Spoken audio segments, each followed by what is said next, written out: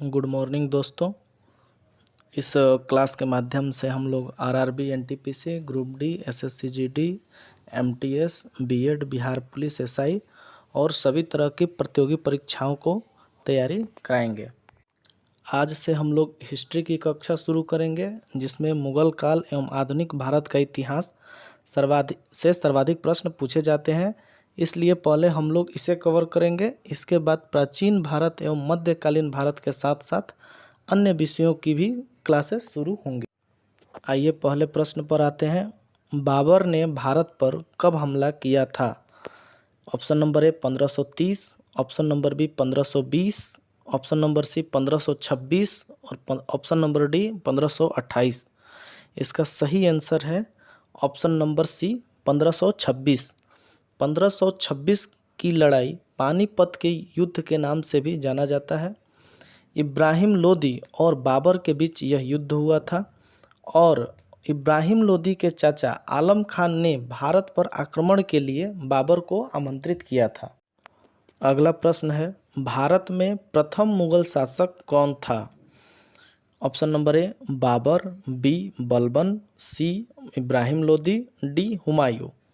इसका सही उत्तर है option number A Babur. Babur ने 1526 ईस्वी में पानीपत के युद्ध में इब्राहिम लोदी को हराया और भारत का प्रथम मुगल शासक बना। बाबर का पूरा नाम जहीरुद्दीन मुहम्मद बाबर था। तीसरा प्रश्न है, तुजुक ए बाबरी, जिसे बाबरनामा के नाम से भी जाना जाता है, पुस्तक के लेखक कौन हैं? Option number A Gulbadan Begum, option number B Babur, option number C Humayun, option number D Akbar. इसका सही उत्तर है option number B Babur. Tuzuk e Baburi नामक पुस्तक तुर्की भाषा में लिखी गई है, जिसे बाबर ने ही लिखा है। चूँकि इसमें तुजुक ए बाबरी है, मतलब बाबरी मतलब बाबर से ही रिलेटेड है। यद्यपि मुगल काल की राजकीय भाषा फारसी थी, फिर भी इसे तुर्की भाषा में तुजुक ए बाबरी को लिखा गया। चौथा प्रश्न है, दिल्ली में मुगल साम्राज्य की नींव किस लड़ाई के फलस्वरूप पड़ी? ऑप्शन नंबर ए पानीपत की तीसरी लड़ाई, ऑप्शन नंबर बी पानीपत की दूसरी लड़ाई, ऑप्शन नंबर सी पानीपत की पहली लड़ाई, option number D Haldi Ghati की लड़ाई। इसका सही आंसर है ऑप्शन नंबर सी पानीपत की पहली लड़ाई। पानीपत की पहली लड़ाई 1526 ईस्वी में बाबर और इब्राहिम लोदी के बीच लड़ी गई थी और इसमें तुगलमा युद्ध नीति का प्रयोग सर्वप्रथम बाबर ने किया था। आइए पानीपत की दूसरी लड़ाई देखते हैं, जो 1556 ईस्वी में हुई थी। हेमू और अकबर के बीच हुई थी। हेमू का पूरा नाम हेमचंद्र विक्रमादित्य है। पानीपत की तीसरी लड़ाई 1761 ईस्वी में लड़ी गई थी। यह अहमद शाह अब्दाली और मराठों के बीच में लड़ी गई थी, जिसमें अहमद शाह अब्दाली की जीत हुई थी। हल्दी घाटी का युद्ध 1576 ईस्वी में लड़ा गया था, जो महाराणा प्रताप और अकबर के सेनापति मान सिंह के बीच। पांचवा प्रश्न है, बाबर की मृत्यु कहाँ हुई थी?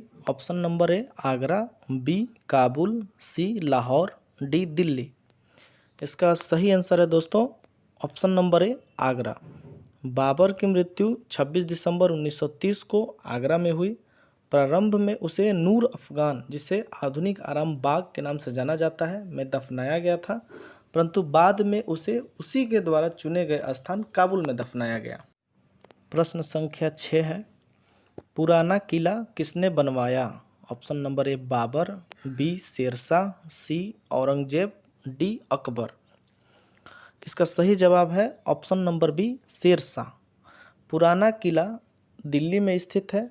इसका निर्माण 1533 ईस्वी से 1538 ईस्वी के मध्य शेरशाह द्वारा कराया गया था। इस किले को शेरगढ़ के नाम से भी जाना जाता है। शेरशाह का मकबरा सासाराम बिहार में स्थित है। प्रश्न संख्या 7 है, हुमायूं को किस लड़ाई के बाद भारत से भागना पड़ा? Option number A Khanwa, option number B Kannauj, C है पानीपत, डी गोगरा। इसका सही आंसर है ऑप्शन नंबर बी कन्नौज। 1540 ईस्वी में कन्नौज के युद्ध में शेरशाह ने हुमायूं को पराजित किया तथा दिल्ली का सिंहासन प्राप्त किया। यद्यपि 1539 के चौसा के युद्ध में शेर शाह ने हुमायूं को पराजित किया था और उसे पराजित करके शेर शाह सूरी की उपाधि प्राप्त की थी। सातों दिन अलग अलग तरह के वस्त्र पहनने वाले शासक हुमायूं थे। आइए अगले प्रश्न संख्या 8 पर। दिल्ली में हुमायूं का मकबरा किसने बनवाया था? ऑप्शन नंबर ए है Akbar, option number B Haji Begum, option number C Sher Shah, option number D Jahangir. इसका सही आंसर है option number B Haji Begum. Delhi में हुमायूं का मकबरा हुमायूं की प्रिय पत्नी हाजी बेगम ने बनवाया था और इस मकबरे का वास्तुकार जो था वो मिर्जा ग्यास था। प्रश्न संख्या 9 है, अकबर के मेधावी राजस्व अधिकारी कौन थे? ऑप्शन नंबर ए भगवान दास, बी बीरबल, सी मानसिंह, डी टोडरमल। इसका सही आंसर है दोस्तों Todarmal, option number D.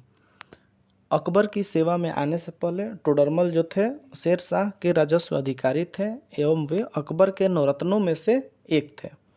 Akbar के समय राजस्व अधिकारी को मुंसिफे दीवान के नाम से भी जाना जाता था। इस वीडियो का अंतिम प्रश्न है, अकबर किस वर्ष की आयु में सम्राट बना? ऑप्शन नंबर ए 16, बी है 19, सी है 13, डी है 10। इसका सही उत्तर है ऑप्शन नंबर सी 13। अभी अकबर का 14 वर्ष आयु कंप्लीट नहीं हुआ था, अभी वो 14 वर्ष होने में कुछ समय बाकी था, इसलिए इसे हम लोग 13 आंसर करेंगे। अकबर का राज्याभिषेक जो था 13 वर्ष की आयु में पंजाब के कालानौर नामक स्थान पर किया गया था। उनके संरक्षक के रूप में बैरम खान को रखा गया था। दोस्तों आपने देखा कि 10 प्रश्नों के माध्यम से ही हमने 30 से 40 प्रश्नों को कवर किया है हिस्ट्री में, और मुग़ल वंश जल्द से जल्द हम लोग ख़त्म करने का प्रयास करेंगे। अगर वीडियो अच्छा लगा हो तो कृपया लाइक, शेयर और सब्सक्राइब ज़रूर करें। धन्यवाद।